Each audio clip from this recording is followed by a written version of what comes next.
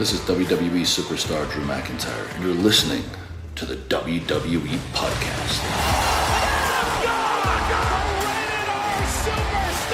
The champ is the one that everybody wants, me. Becky Lynch is going to WrestleMania. Claymore! Austin 316 says I just whipped your ass. This is my idol. You're going to acknowledge me. All right, everybody, guys and girls, welcome back to another edition of the SmackDown Review right here on the WWE Podcast. As always, I am one of the hosts here, Michael Ritter. You can find me on Twitter at Michael5Ritter or on Instagram at MichaelRitter5. Also the host of the Football Function Podcast, available on all of your podcasting platforms. And also on Patreon if you prefer an ad-free experience. Joining me on today's episode, my co-host is back, John Carrasco. John, how you doing, bud? I'm doing pretty good, man. I appreciate you, giving me a little introduction. Yeah, I've been missing here and there, but, of course, things come up. Hey, so, life happens, man. Yeah, we got to go through it. But, I did get some feedback from you on some Twitter things, so I did go ahead and join that again, Yep. or not. I know it's kind of off and on, but, I'm not too it's much a love-hate relationship. Yeah. I'm not too much of a social media guy. But, yeah, if you want to holler at me or anything, get at Mike. I'm on there. Big Speaker, BIGG_speaker. Yeah, just get at me if you need to. I answer any questions, try to be interactive as much as I can. But yeah, I'm back to be back in the chair, man. And CD, you did some improvements here in the studio, and Yep. It's nice. It's nice. It definitely gives it like another look, I guess you could say, because the way you changed everything. But yeah, it's nice to be back and everything, and yeah, ready to break it down.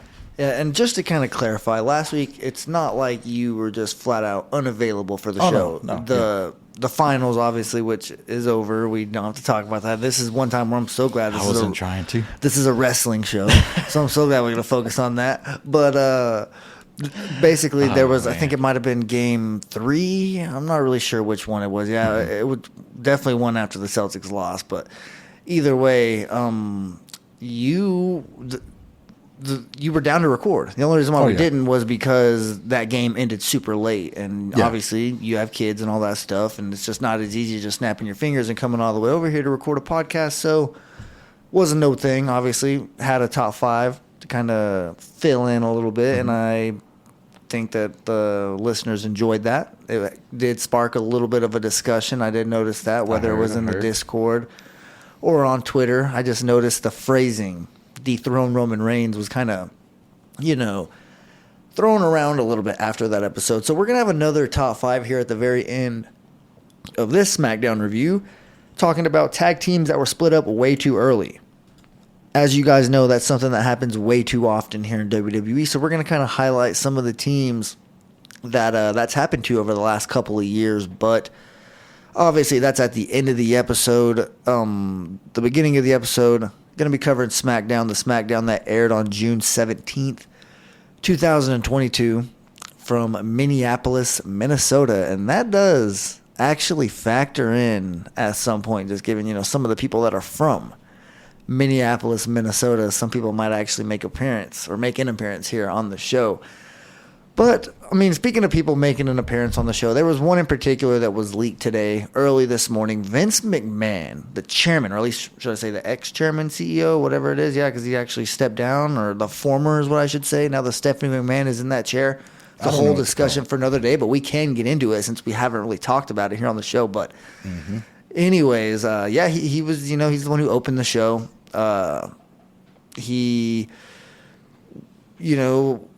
I feel like obviously it was a ratings draw. Like people, they knew. I know a lot of people that tuned into SmackDown that typically don't. I got on Twitter after the first segment, and people who typically don't live tweet wrestling were like, "Are you kidding me? That's it?" Because all Vince McMahon did was he came out and he highlighted that trademark thing in the video package that they show, whether it's before any pay-per-view, whether it's SmackDown, Raw, whatever it is, they have that WWE, then, now, forever, together, or whatever, together forever. I honestly don't know.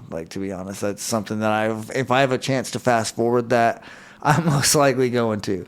But Vince McMahon comes out and he just basically repeats that, and he emphasizes the together part, basically trying to rally the troops behind him, given that he, in terms of PR, isn't necessarily in the coldest of water. He's in some hot water, obviously. He was forced to step down because the $3 million settlement or whatever it was to keep whoever's mouth shut or whatever the situation was for the affair that he was having with a WWE employee, that was brought to the light.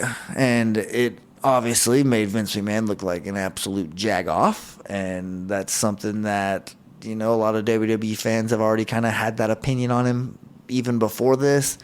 So the fact that this came out, it's like, what the hell? I mean, then people started connecting dots with Stephanie McMahon stepping down not too long ago, and then Triple H kind of being relieved of his duties or whatever happened. I'm not speculating on all that because that type of stuff isn't like what gets my attention, and I don't write that down or anything like that. I just know that something happened with Triple H, and obviously he was demoted to say the least. And, people started connecting those dots like, man, is this just kind of like a little bit of like a slow burn that we really didn't see coming until obviously all of this stuff was, brought to light. But it was definitely a little bit of a shocker. Like it was the fact that the board, I guess, is who is investigating this, like the WWE board and the board of directors. And I mean, it's crazy. Like this is a can of worms that Vince McMahon probably didn't want to open up, but nonetheless, here we are. It is open, and he came out and he kind of just downplayed it. Just everything that's been going on, he made the most of it. He knew, well, people are going to want to hear me say something, right? Well, let me just, at the very top of the show, get everybody tuned in, come out there and literally pull something out of my ass. Because that's essentially what he did, who gives a what about the beginning of the show? Like the little words that they're saying, like, all right, cool, like that little video package the first time you watch it, it's like, oh man, nice, we're about to watch something. Usually you're excited to watch a pay-per-view or like a Raw or SmackDown, so you're like, okay, like cool, this signifies that the show's about to start. So naturally, you do get excited when you see that. But the fact that he like made that what his whole like Vince McMahon's going to speak, he's going to be at SmackDown tonight, like I feel like that's a little bit of a slap to the face to a lot of fans. A lot of people that tuned in or whatever. Like Caleb said that they cut to the crowd right after Vince McMahon's music hit after he said that. And there was someone in the crowd who was like, that's it? Like, are you kidding me? Totally understand. Like I'd be pissed too if I was there and, we thought we were getting Vince McMahon to maybe say something. But I guess while I say that, like, what did you expect him to say? Do you expect him to come out there and spill the beans and say, yeah, I had sexual relations with that woman or whatever, get his Bill Clinton on or whatever. So I feel like I don't really know what was expected of Vince. That's why the whole him making an appearance kind of caught me off guard a little bit. I was just like, whoa. I mean, I thought he was going to be, kind of trying to lay low, fly under the radar a little bit. I didn't expect him to, make an appearance this Friday. But what'd you think about it? I mean, from the news that broke, clearly I'm not a, Sean Ross Sapp or anybody like that who breaks news. Clearly, I still don't understand the story in its full extent. And that's because I haven't read an article or anything like that. I don't really care about this wrinkle of it, but I understand, covering the show, we have to kind of talk about it here. So I did, look at some of the more reliable sources who are, trying to cover the situation. And, one thing that definitely is a common denominator is the seriousness, not only from the board of directors, obviously, but just from the entire fan base. People are finally kind of just, going up in arms, and people are calling for Vince McMahon's head. Who knows if anything's going to happen from it, but that's kind of just alarming to me, knowing, this week in wrestling, just kind of how crazy it was. Well, from seeing the crowd reaction, man, it kind of made it seem like as if there's something behind this, I don't know. I mean, of course, there's all types of pieces being moved around and stuff like that. So it might be, but then again, I don't know. I can't really WWE. They do an awesome job at giving little teasers and giving hints to things, Yep. So it's kind of hard for me to even believe what the heck's going on at this situation, because I would like you were saying, I wouldn't expect him just, because I saw him walking out to the stage, everybody freaking cheering on him, doing that little walk, I go into my kid's room, come back, and he's walking back out of the ring, so I didn't really take much from it, but I was like, what was there? What could he have said that just left everybody kind of just like how you were saying, Yeah, that was so anticipated. What did I miss? Yeah, I was like, so I was kind of curious. But, I mean, then again, I can't really put my thumb on it just because, like I said, I feel like WWE does, like, so many things to kind of, like, throw us off. So, I don't know. This is just an up-in-the-air thing for me. Well, you mentioned, you can't really put your thumb on it. Well, let's turn the page to somebody who is known to have a green thumb, and that is Matt Riddle. And he actually comes to the ring next, and he decides to take a stroll down memory lane and kind of just look at the history between he and Roman Reigns. They show a video package, how it all started, how it's all kind of, culminated. That's the word I got to get out there, to this point, and he does give Randy Orton a shout out, and he thanks him for everything that he's done over the past 20 years. And then he turns his focus to his championship match tonight, and he dedicates that match to Randy Orton. Plays Randy Orton's theme song just to kind of get himself going, get the crowd into it and all that good stuff. It was definitely a good segment from Matt Riddle. This felt like the real open to the show. The Vince McMahon segment technically opened the show, but that was even before the theme song, the Raw theme song, the SmackDown theme song. I just smacked myself right in the face for that one. But, the Vince McMahon segment was right before the SmackDown theme song, and then this one technically opened the show. So what'd you think about Riddle's promo here? Well, this kind of gave me like a storyline vibe, just because I don't know. I'm feeling like they're keeping Randy like relevant still, just trying to keep pushing him, his like presence, I guess you could say. So I think there's like something behind this, not taking too much of his injury. So that's what I'm thinking is going on with this. Yeah, they definitely just wanted to kind of get the crowd ready, kind of hype up that match that you knew it was coming, and it definitely delivered. We'll get to that match obviously a little bit later in the show, but for now we'll focus on that last laugh match between Baron Corbin and Madcap Moss.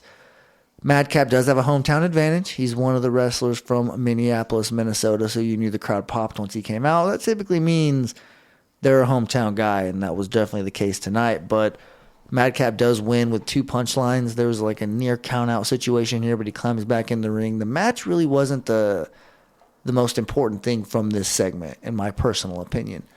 It's what happened after the match with Baron Corbin going up to Pat McAfee and calling him out, and but basically saying, whenever I was at my lowest of low, you gave me that tagline, or you basically started the whole trend, bum ass Corbin. He calls him out for that, and mentions how long they've known each other, because obviously they both played on the Colts for a small period of time together, and they knew each other before the WWE. But that's one thing that is definitely well documented as far as like the Pat McAfee show and all that stuff. So it's kind of cool that they brought that to light. But he tells Pat McAfee basically to shut his mouth, and basically things along those lines. It wasn't like a 5-star promo or anything like that, but he does, let Pat McAfee hear it a little bit, and then he starts to walk away. Pat McAfee takes off his headset, picks up a microphone, and, just gets the crowd involved immediately. This segment right here kind of lets you know how over Pat McAfee is with the crowd, because he got them involved. He did their local chants, the Minnesota chants, and basically got them to say "you suck" and start laughing at him, and literally pointing and laughing, and they just laugh him out of the arena. And I wonder if this is leading to anything with Pat McAfee and Corbin. Are we going to get Pat McAfee in a SummerSlam program? I mean, honestly, hear me out here. It's one of the bigger pay-per-views of the calendar year. Some people would say it's the second biggest pay-per-view in the whole year. Definitely the biggest one of the entire summer. You want to get headlining matches there on that card, and I do believe that, Pat McAfee, it's been a while since WrestleMania. It has, and he's definitely somebody who over-delivered, in my personal opinion, just how that match went at WrestleMania, one of the best segments of the entire night. Really love that one, but I feel like maybe this one has the signs that it could possibly end up, ending at a SummerSlam between Baron Corbin and Pat McAfee. Just kind of speaking it into existence here.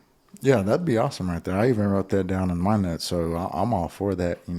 Like you were saying, it's going to be a good match. It keeps Corbin at least somewhat relevant, and of course, the people are behind Pat, like you were saying. So, I mean, it's going to get some pop. So I think that's going to be, good, even if it's in Money in the Bank, something shortcoming. I personally think it would build. They're going to build this. Okay, Pat's going to bury him the next time they're on that Corbin has a match and McAfee's on the broadcast. Oh my gosh, dude, that's going to be money right there. He's going to absolutely just kill him on the mic, and I'm looking forward to that. Well, I was going to say, man, either now or then. I mean, either way, it's going to be great. So I'm all for it. But I mean, I am happy that Madcap did get that win.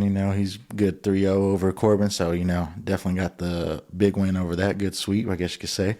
But, yeah, everything was all good here. Oh, yeah, for sure. Up next, though, we get a SmackDown moment. It's like a little bit of a throwback.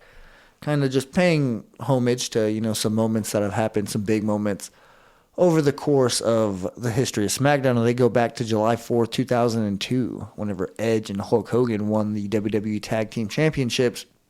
They reference how big of a fan of Hulk Hogan Edge was as a kid and all that stuff, and how that was, one of his bigger moments. Basically call it like the modern day Kevin Owens getting a match with Stone Cold Steve Austin, his childhood favorite wrestler. And I don't know if Hogan was Edge's childhood favorite wrestler, but Hulk Hogan, especially in 2002, was an absolute icon. You're talking 20 years ago. I mean, this was whenever Hulk Hogan was fresh off the WCW run, barely getting back into WWE. So good times, definitely in the wrestling world. But yeah, I hope they continue doing that. Those SmackDown moments, I like that. Just little moments in history. But Natalya has a little bit of a backstage interview where she predicts that Ronda Rousey will tap out. Been there, done that. We've heard people predict this in the past. Hasn't always worked out for him. I would definitely, like it to. I'm a Natty supporter, I guess you could say, but I don't think that she's going to end up fulfilling this threat that she's making here. Mm-hmm. I kind of felt it was just weird because, like, the way that she wasn't looking at anybody. She wasn't looking at the camera. She wasn't looking at Megan whenever she was interviewing her. So it was just like who is this being directed toward? Just anybody out there, I mean, of course she was talking around and stuff like that, but I don't know. I just felt like the talking was good. It's just like, it was a good promo. Yeah. Like the visual wasn't there. Yeah. I feel you. Yeah. So that was the only thing I took from that. Yeah, we do try to progress that a little bit. They're definitely keeping Ronda Rousey off the microphone this week. She was nowhere to be found, and I wasn't necessarily complaining about that. But up next, we get New Day versus Jinder Mahal and Shanky. Now, just a typical tag team slow-paced match at first. Then Xavier Woods starts to play the trombone, which you already know starts to distract Shanky, who just can't help himself. He starts feeling it, goes along to the beat, doing his typical dance moves. Jinder Mahal gets furious, forces his way into the match by, forcing the tag, and then he gets hit with the Trouble in Paradise from Kofi Kingston, causes his team to lose, and the New Day add another win to their pretty historic, I guess. I don't want to say their win column is historic because they've lost a lot of matches, but they're a historic tag team who added another win to their resume. Yeah, this right here was just like comedy to me, bro. Seeing Shanky dance is just positive vibe, You can't be mad at it. I mean, I guess Jinder doesn't like it, but I'm all for this, especially whenever they're coming down. He's like kind of dancing behind them. Mm-hmm. It's just funny, bro. So I'm not mad at it. I don't feel like it hurts either one of the tag teams in either way. It just kind of, I guess, are we building Shanky here? Yeah, well, just from the last few weeks, that we've seen Shanky do this, I think it's pretty clear that he has more personality than we've ever seen Ricochet show, and that's crazy just from doing some pretty vanilla dance moves. But anyways, New Day get the win there. That trombone though was funny. Yeah, he's been playing that bad boy forever, and I think Kofi Kingston, he was actually on a Pat McAfee interview once, and he mentioned that the trombone was just thrown out there one time.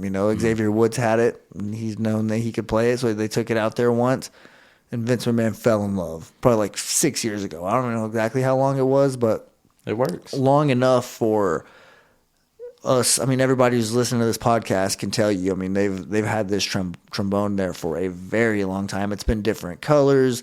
Xavier Woods dealt with injuries where that was literally all he was doing on the outside of the ring, but they love it. I mean, it's a way to get the crowd involved, starts chants, just the tune, kind of gets them going. But New Day gets a win here, and we'll see if Jinder can either work his way into the more consistent winning matches for his team, or maybe work his way into Dancing with the Stars. But either way, I think there's a bright future ahead of old Shanky. But continuing on here, Sheamus or Drew McIntyre? Which one of these guys is going to get added to the Money in the Bank contract match at the Money in the Bank pay-per-view? But that's kind of what it was promoted, right? It was advertised as who's going to be picked. Adam Pearce meets these guys in the ring to kind of decide. And he does mention that WWE management just flat out picked Sheamus.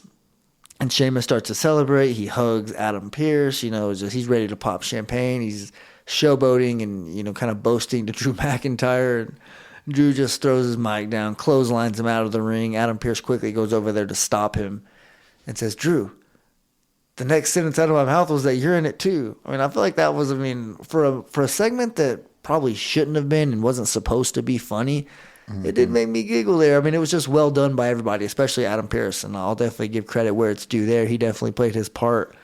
But 7 people are added to this match. I thought it was 6 or 8. Of course, it was the number right in between the ones that I was guessing. We did see Seth Rollins qualify. So Seth Rollins, Drew McIntyre, Sheamus. Any chance that the winner of this match is already in it, despite 4 people not being included yet? Are you willing to go out on a limb and say that one of these 3 might bag it?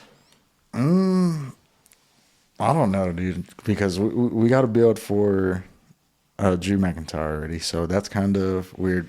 But if I was to pick out of these 3, I would say Seth Rollins. Genius. That's exactly where I was going to go. Mm-hmm.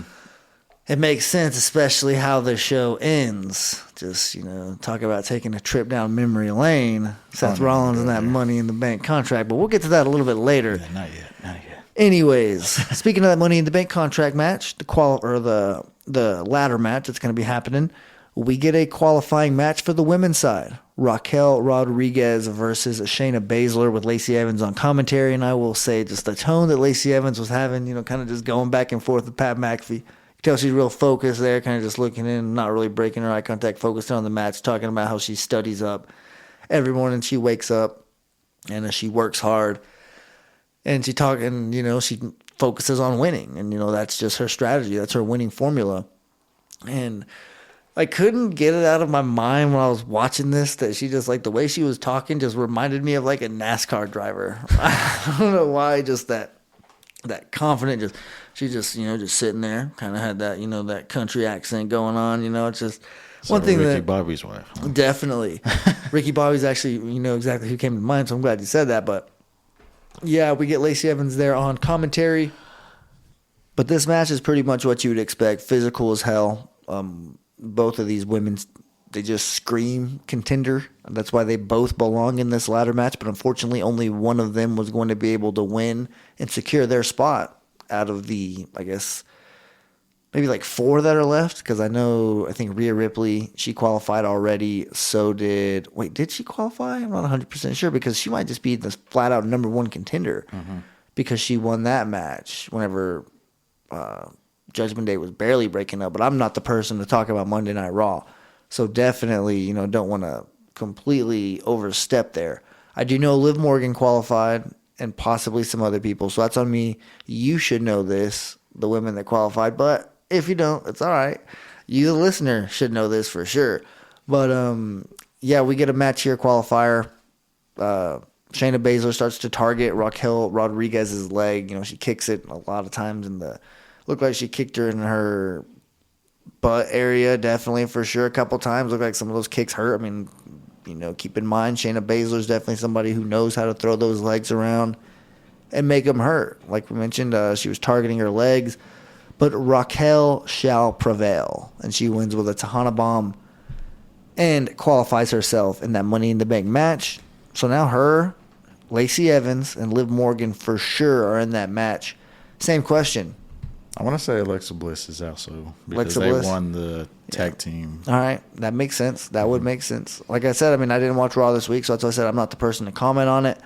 There is a Raw Honestly, review it here on is. this same network where you can definitely go check out if you want a lengthy Raw review. And then obviously John, he tunes into Raw usually pretty regular. But like we said, only one of us can watch it at a time.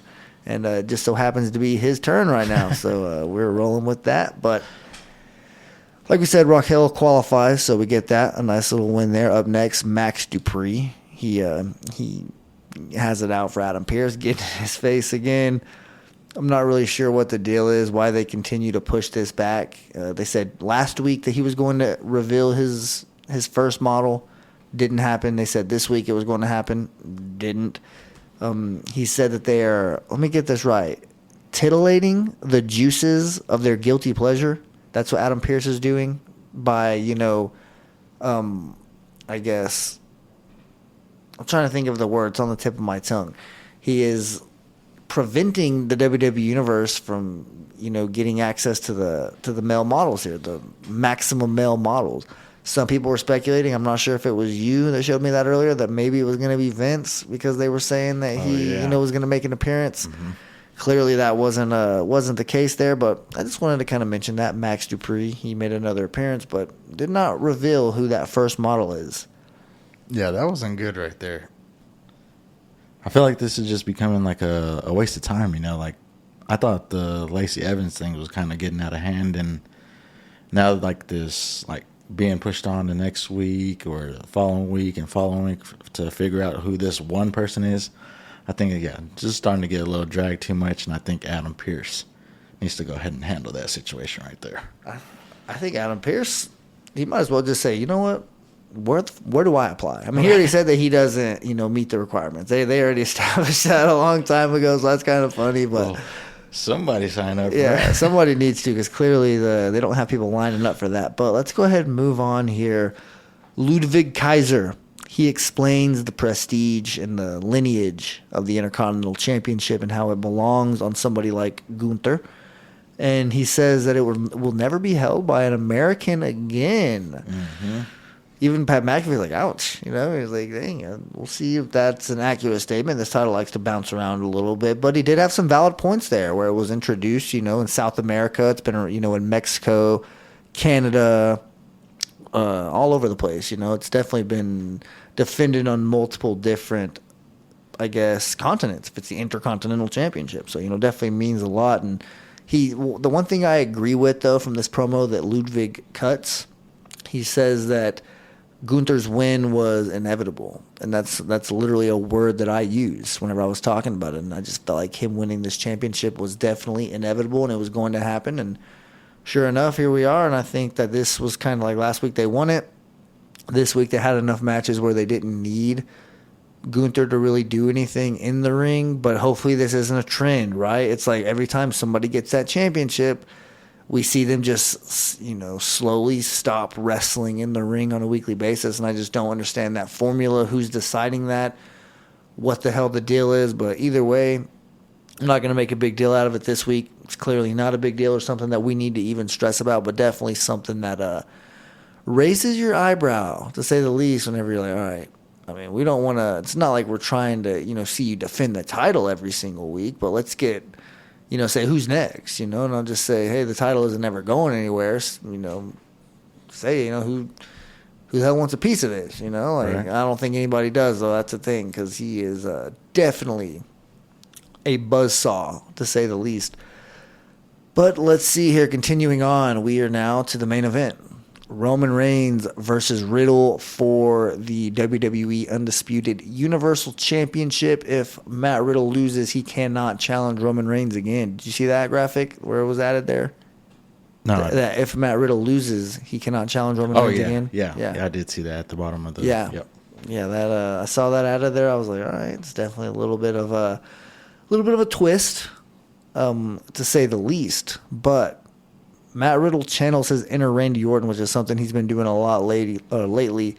He does make Roman Reigns earn this one. It takes him to the limit, like WWE likes to say. He definitely, I guess, hung around, to say the least, and made an impression here. In my personal opinion, I thought that Riddle looked damn good in this match. Just the things that he was doing. It does suck though that I guess it wasn't enough. He took him out to the announce table. He did that little throw him up, make him land on his back. He didn't go through the table. He did the vintage Orton DDT, the running power slam that Randy Orton likes to do. He tried an RKO, didn't get it. Eventually did get an RKO, and that's kind of where you thought that he had momentum and things might be switching his way. There was a Roman Reigns fan sitting there ringside in the first row, and he was living and dying with every single move that was going on in this match. You can kind of just see he had both of his championships there, and he was just waiting to hold them up at the end of the match. And that is what happens because, like we said, Roman Reigns does get a clean win here with a beautiful spear in midair, one of the more beautiful ones that we've seen here in a long time. Riddle tries to jump off like the top rope or something, a little bit of like a springboard, and he runs right into a spear. And once that was hit, you knew 1, 2, 3, Roman Reigns was winning this match. That spear looked like it actually hurt, because he caught him. He landed on his side, yeah. Yeah, it was just hitting Roman Reigns off the ropes. You're basically sending your body into a wall, especially with it coming back with force. Yeah. So yeah, I definitely felt like Riddle took a good bump off that one. Yeah, and after the match, Roman Reigns cuts a promo. He basically just says, look, our whole mission, our whole plan all along, what we said we were going to do is wreck everyone and leave. And that's pretty much what they did. They just wrecked Matt Riddle. And they basically point out that nobody's left. And I thought that nobody was going to come out. I really did. I thought SmackDown was going to go off the air and we weren't going to see Roman Reigns for quite some time. But somebody's music hits. And where was this SmackDown at? Minneapolis, Minnesota. Yeah. Brock Lesnar is from Minneapolis, Minnesota, and he actually came out and gave Roman Reigns a little bit like a fake, I want to shake your hand. Nope, sorry. F5. Yeah, Jimmy and Jey Uso, y'all going to get an F5 here too. Every member of the bloodline received an F5. So yeah, you the twos, we the ones. Brock Lesnar says, I'm the 5 here. And I know that might not have been that great, but got a little connection with number 5, so that number is a little bit superior. And clearly, actions speak louder than words. Brock Lesnar just wiped out the whole bloodline by himself. I think he could say whatever he wants, all right? Yeah, man, this was freaking... just going back to, beginning of this, the match was freaking awesome. No negativity. Great match, yeah. To say against him. Even Riddle's loss, I know it kind of dampers him just because, the stipulations and everything that was... Yeah. But I don't really feel like it really hurt him. It didn't, no. It's a great point. So I think that, he's still got the momentum behind him. People still love him. The fans, Roman was freaking pissed off because they were over there screaming Randy's name, whenever he was winning. I was just like, oh, yeah, he's definitely doing his job and making people hate him. So, I don't know. I feel like everything, is starting to fall back into place. Hopefully we figure out. I don't want Brock. I don't. Yeah, that's the thing. The injuries, like we mentioned, the audibles that kind of got to get called, and people got to adjust on the fly and make these decisions. And I think that's definitely one where Randy Orton is probably going to be out for the rest of 2022. That's the rumor that's been floating around here lately.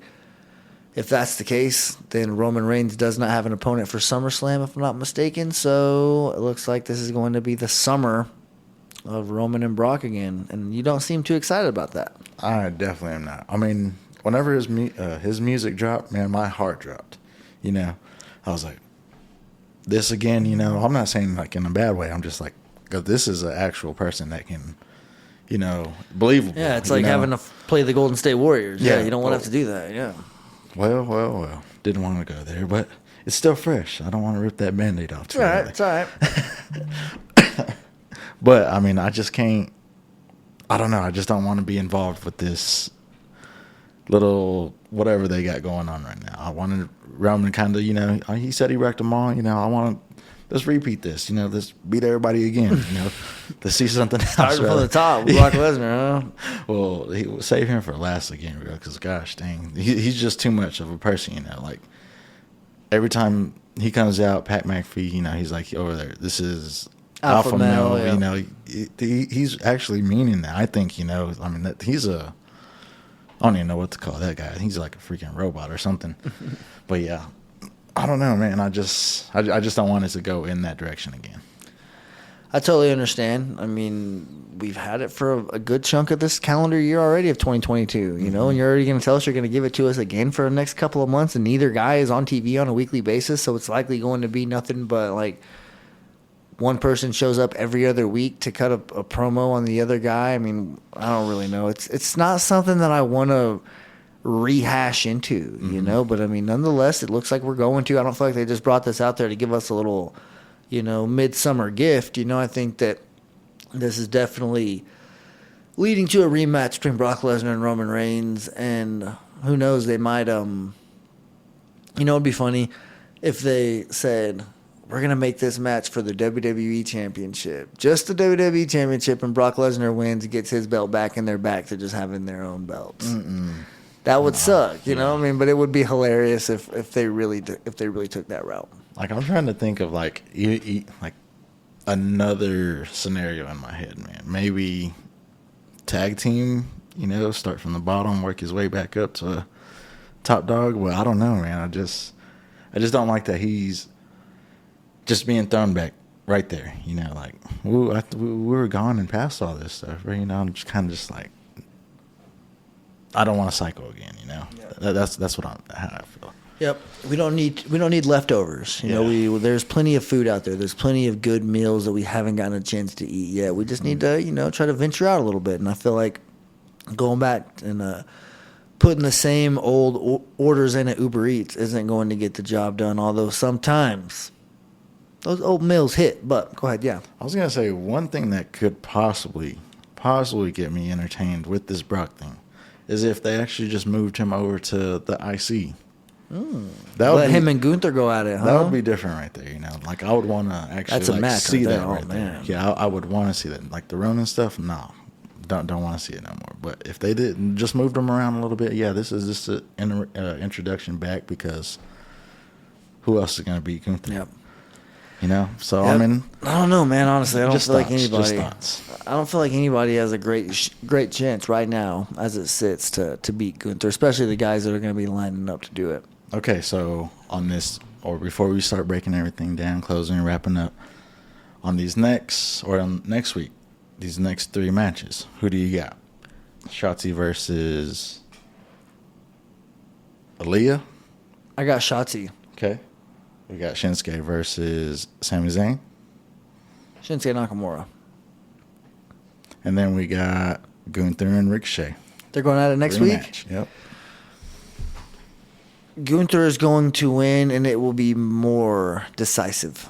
I think that Ricochet hung around in the initial championship match, and he got a lot of offense in on Gunther, and I won't be shocked if that happens again. It could be the other way around. I wouldn't be surprised either way, but I do feel like this could be a way where, like, they really bury him. Not like the WWE terms or wrestling terms of bury somebody, which is, just have them lose repetitively. But I'm just saying, like, in a sense of, like, in the match, they could really make him get his ass kicked. Like, they could really make Gunther look like an absolute badass. Not like they need to make him look like that, but it wouldn't hurt if they, made him break out that power bomb and just, maybe power bomb Ricochet through a table or something like that and get DQ, championship advantage, whatever. I'm just saying, I wouldn't mind seeing Ricochet or Gunther put a little bit of a beating on Ricochet just because, I'm a fan of seeing Gunther do things like that. But, yeah, definitely think Gunther's going to retain. I'm kind of on the other side of this just because, like, I want to see, like a story built out of this, just, I don't know, maybe Ricochet, he wins it back, and then it kind of just progresses a little bit more into, like, Money in the Bank, maybe like a mid-card match or something, I don't know. I just felt like them two having matches together is just something entertaining to watch. Oh, it is, yeah, definitely. I don't know. They just mesh well. Yeah. But I'm going to go with, man, I hope Sammy beats Shinsuke on this. Okay. I'm kind of on the Sammy's side, sorry. But I don't know about the honorary Uce anymore. He needs to go ahead and wipe that title off unless he does something to kind of help it out. He earned Riddle this match tonight, by losing last week. Mm-hmm. So that's Yeah. That's kind of, I mean, they didn't answer the door when he was knocking on the outside of it, during this episode of SmackDown. So I think you might be onto something where he might definitely get removed from that title and just like from the group itself. Yeah, I think that it might be a little bit of a physical removal too. Like he might be out there maybe next week in his match. You might see him come up to them before, try to get some help, say, hey, I could really use some help in this match to get in the, the Money in the Bank, win it, and keep it from everybody else so nobody can cash in on Roman Reigns. That could be his way to, try to get some assistance to get in the match. So I could see you being onto something there, maybe having the Usos get involved and Roman Reigns and Paul Heyman being more so focused on Brock Lesnar, that presence. Whereas the Usos are free to, focus on that Money in the Bank and kind of keep it in the bloodline too by, that honorary Us. But that does do it for the SmackDown review portion of this episode. Like I mentioned, we have another top 5 here coming for you guys, and it is the top 5 tag teams that were split up just a little bit too early. And John isn't going to have too much to say about this top 5, given that, like you guys already know, he hasn't been watching wrestling for an extremely long time. So these past few years, he's not really familiar with some of these teams, and obviously they've been split up, so they don't exist anymore. So we're going to go through my list. I don't have an honorable mention. It's just straight up the top 5 teams, and I just kind of wanted to dive in here and just touch on them a little bit and explain why I think that it might have been stupid that they were split up. Number 5, Heavy Machinery. You guys know Tucker and Otis. This was that group that kind of came up from NXT. They had that gimmick of like hard working, the working man. It was working man Otis and Tucker. And they came out to that like construction music, and it was definitely a weird gimmick, but I feel like as a tag team, they had chemistry together, and you believed it. They matched. They had a little bit of like the Garrison Cade and Trevor Murdoch kind of vibe from the Raw brand in the Ruthless Aggression era. Just those two kind of southern hillbilly-looking dudes that can kick some ass. And I feel like that tag team definitely got tore apart a little bit too early. I don't even think that they managed to get a tag team championship reign at all. I don't think they won those championships along with some of the other teams on this list, but I definitely am a little bit disappointed in them splitting them up because I felt like there was a little bit juice left to be squeezed. But if you ask anybody who felt like it was worth it for them to be split up, I think it might be Otis, because a big reason, or I guess the beginning of the end for this team splitting up was Otis getting into a love storyline with Mandy Rose. If you haven't seen that, you definitely might want to, especially, it was Money in the Bank a few years ago, actually. Otis won. Yeah, he did, man. And Otis won Money in the Bank 2 years ago. That was actually crazy just thinking about it. But yes, I do have Heavy Machinery here at number 5, thinking they were split up just a little bit too early. Number 4, The Bar, Sheamus and Cesaro. And I know this is kind of a team that, shouldn't have been together in the first place, you might say. But they were, and they were a damn good tag team. Their chemistry is undeniable. And I feel like, obviously Cesaro no longer working for the company. Sheamus has been kind of up and down since then. Now he's kind of found a home with the Brawling Brutes, or isn't that what it is? Something like that? I don't know exactly, but that's definitely on me. But anyways, I just felt like this tag team, you kind of caught lightning in a bottle, and you shouldn't have split it up because of their chemistry, and they could have just been like a mainstay of 2 singles wrestlers who just stuck together. But you didn't do it. You split them up, and I felt like both superstars kind of, definitely felt the negative effect of that for a while there. Sheamus obviously lands on his feet a little bit better, but he's just an overall better character than Cesaro. Cesaro obviously got his walking papers, and we'll see if he ends up coming back at any point. But right now, not working for the company. So you definitely are sad to see that team get split up, because you wonder what if they never would have got split up. Number 3, the Iconics, another group that's no longer with the company. This one kind of speaks for itself. They were one of the only true tag teams in a women's tag team division that was slim already. Had no one. Still has no one. But this was a team that made sense. They were believable. They won those championships from Sasha Banks and Bayley at WrestleMania. That's a hell of a moment. They were both Australian. Like, they kind of they fit together perfectly. Both extremely attractive women. It was just money of a tag team. They had comedic timing. They kind of seemed like they were getting their groove together in the ring, and it was strange timing. They never really worked out once they split up at all. Eventually, they both got their walking papers, but I will say Billie Kay. She was the one who kind of had that resume gimmick where she was kind of walking around handing people her resume and all that stuff. I don't know if you got to see that or if it was just a little bit before your time. It's crazy. Some stuff I feel like isn't that long ago, but I guess it is, man. It's just crazy how fast time goes. But yeah, the Iconics there at number 3, they obviously no longer work for the company. I do believe they both actually hung up their boots and they're moving on to other avenues in their career path. So obviously we wish them the best going forward. But number 2, this is one that I really feel like had a lot left. And as far as like on the mic and just getting pops on a weekly basis, they kind of were putting the tag team division on the map there for a little bit. And it's Enzo and Cass. And you might not, obviously I know, we already talked about it before we recorded. You don't know who Enzo and Cass are. Mm-hmm. They had something going, man. They were there with Carmella, like Carmella's old gimmick before she became the most ravishing or beautiful woman in WWE, whenever she was still the, moonwalking, trash-talking princess from Staten Island, I'm not sure if you saw that era. But yeah, she came up with them. I saw them at a show here in Amarillo, probably like 2015, I think it is. I'm not really sure exactly when it was. Maybe 2016, I don't know. But anyways, they were here, and it was my first introduction to them. Big Cass, he's literally like 7 feet tall, and you can't teach that. That's just part of their saying. That kind of just naturally came out. But anyways, massive dude. Enzo Amore was one of the best talkers on the microphone for a short period of time. That's no exaggeration. Any promotion, he was just consistently just slaughtering it on the mic, and he did a damn good job. And you just hated to see this team split up the way they did it. It was like an awkward kind of split up where one of them got attacked from behind backstage, and they were blaming the other person.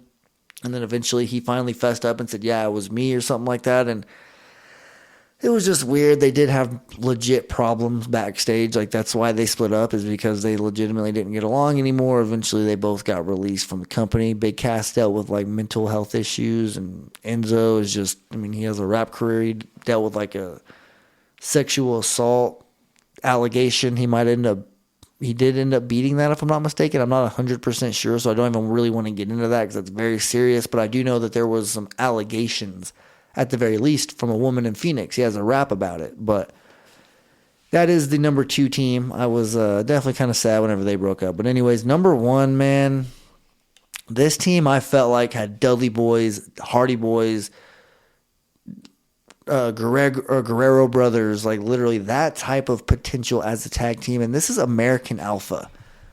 Chad Gable and Jason Jordan. This team, they could have been the next Team Angle, the world's greatest tag team, however you want to phrase it. This team had potential, and I don't even understand. Like, they were split up, so one of them can go to Raw and pretend to be Kurt Angle's illegitimate birth son. Yeah, biologically, and it was Jason Jordan too, not even Chad Gable.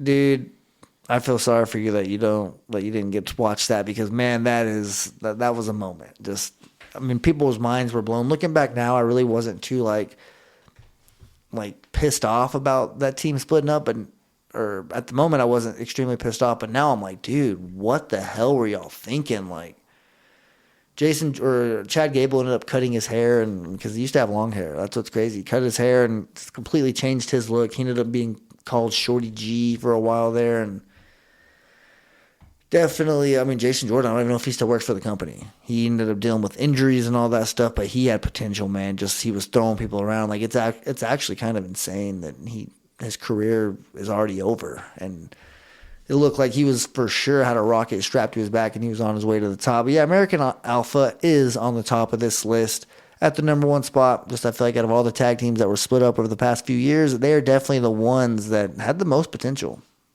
Well, that's pretty interesting, man. And it's kind of good that you're, kind of throwing this out there. Of course, there were some suggestions on keeping this in the show and everything. But then again, it gives me something else to, kind of look up on, kind of catch up on some history, I guess you could say, kind of work my brain a little bit. But, yeah, I definitely want to go check out that number 2 and Enzo number and 1 team. Cass. Yeah. You definitely at least want to check out their entrance. They had a very unique entrance every single night, every single time they came out to the ring. So I would definitely recommend that. But that does do it for us here on the SmackDown review. Thank you guys so much for joining. Obviously, we appreciate you guys every time you listen to these episodes. It is very late. We are both kind of running out of gas here, so we're going to definitely, close the show out here. But John, anything you got to say? Any shout outs? Any plugs before we sign off? Well, I definitely want to give you a shout out, man. Thank you for having me, every week and everything. I'm definitely trying to work my ways around everything, but it happens. Yeah, I'll definitely be here. But yeah, I definitely want to give a shout out to the listeners and everything. Thank y'all for making this part of y'all's week and everything. This is it's interesting to kind of get see some of the feedback that we're starting to get a little bit, here and there. So I know it's more directed more towards Mike, but DJ Kuzmo, definitely want to give you a shout out, brother. Hope you're going through your surgery pretty well and everything, recovering. And yeah, man, definitely miss you on the mailbag and everything like that. Your voice is definitely unique, I guess you could say. But yeah, definitely want to shout out Football Function. Any sports people listen to football, kind of get in tune with what Mike got going on over there. Something to check out. But yeah, man, I think that's all there. All right, I appreciate that, buddy. As always, I do want to piggyback on that, though. DJ Kuzmo, buddy, we miss you. I appreciate all the feedback. Like always, man, DJ's been one of the most loyal listeners that I've had here on the SmackDown Review since its inception. But there's a few other listeners as well that have definitely, given some contributions. Oh, yeah. And just everybody else. I know that this show gets downloaded. So, everybody else who doesn't give us a feedback, we appreciate you listening as well, just as much. So, definitely want to give a shout out to you guys that just kind of kick back, relax, and just listen. So, yeah, I hope you guys all have a damn good weekend. Walk passionately in the direction of your dreams, and I'll talk to you soon. Thanks for listening to the WWE Podcast. Don't forget to subscribe on your favorite podcast app so you don't miss a show, or head to WWEpodcast.com. And for all of these shows ad-free, head over to patreon.com/WWE Podcast. Until then, we'll see you next time.